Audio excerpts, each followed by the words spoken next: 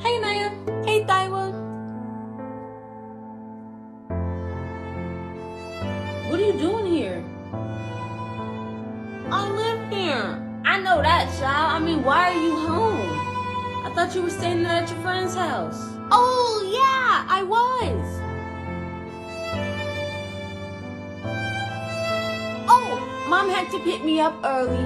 Why? Because my friend's mom got mad at me. Oh, Lord. What did you do? All I did was say that her chicken tastes like unseasoned water. With a hint of what the hell? Naya, you can't say that to people. It was nasty.